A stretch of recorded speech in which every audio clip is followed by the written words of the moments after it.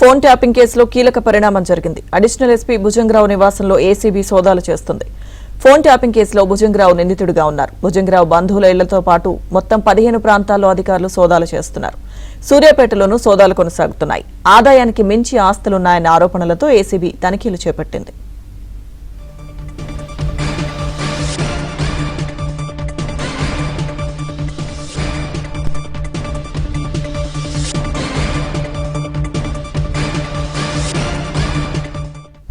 Phone tapping కేసులో కీలక పరిణామం జరిగింది. అడిషనల్ ఎస్పీ భుజంగరావు నివాసంలో ఏసీబీ సోదాలు చేస్తోంది. పూర్తి సమాచారం మా క్రైమ్ కరెస్పాండెంట్ శశి అందిస్తారు.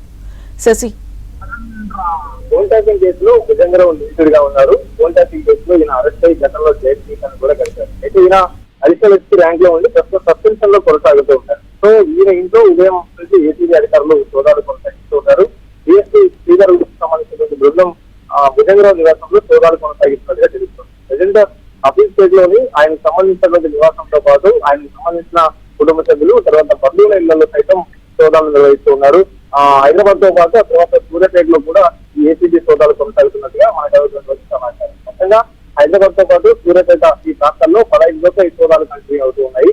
ఆయన మీద చాలా ఆరోపణలు ఉన్నాయి. ఆయన ఆ ఉద్యోగ బాధ్యతలు నిర్వహిస్తున్నటువంటి సమయంలో అక్రమంగా డబ్బు కూడబెట్టారనేటువంటి ఆరోపణలు ఆయనకి రావడంతో పాటు ఏసీబీ అధికారులకు కూడా ఫిర్యాదులు రావడంతో ఏసీబీ అధికారులు ఈ మేరకు ప్రజెంట్ సోదాలను కొనసాగిస్తూ ఉన్నారు. అయితే ఫోన్ ట్యాపింగ్ కేసులో ఈయన కీలకమైనటువంటి ఉన్నారు. అదే టైంలో చాలా మందికి సంబంధించినటువంటి ఫోన్లను ఈయన ట్యాప్ చేశారు. ఆ తర్వాత ట్యాప్ చేయడంతో పాటు అక్రమంగా డబ్బు సంపాదించారు అనేటటువంటి ఆరోపణలు కూడా ఈయనపై పెద్ద ఎత్తున ఉండడంతో ఈ సందర్భంలోనే ఏసీబీ అధికారులు ఈ సోదాలను కంటిన్యూ చేస్తూ ఉన్నారు. సో ఉదయం నుంచి కూడా ప్రత్యేకంగా దర్యాప్తు బృందాలుగా విడిచినటువంటి ఏసీబీ అధికారులు వివిధ చోట్ల ఈ సోదాలను కొనసాగిస్తున్నారు. ఇప్పటికే ఆఫీస్ స్టేట్ లోని భుజంగరావు నివాసంలో కొన్ని పత్రాలను కూడా స్వాధీనం చేసుకుని వాటిని విశ్లేషిస్తూ ఉన్నారు. ఆయనకు సంబంధించినటువంటి ఆస్తులేంటి, ఆయన ఎక్కడెక్కడ అక్రమాస్తులు కూడా పెట్టారు, ఆయన ఎప్పుడు సర్వీస్ లో చేరారు, ఆ తర్వాత సర్వీస్ లో చేరిన తర్వాత ఆయనకున్నటువంటి ఆస్తులేంటి, ఇప్పుడు ఆయనకున్నటువంటి ఆస్తులకు సంబంధించిన వివరాలు ఏంటి అనే అంశాల గురించి కూడా పూర్తి స్థాయిలో ఇప్పటికే ఆరా తీసుకున్నటువంటి సందర్భం అయితే కనిపిస్తుంది. ఇవాళ సాయంత్రం వరకు కూడా ఈ సోదాలు కొనసాగేటటువంటి అవకాశం కనిపిస్తుంది. ఆ తర్వాత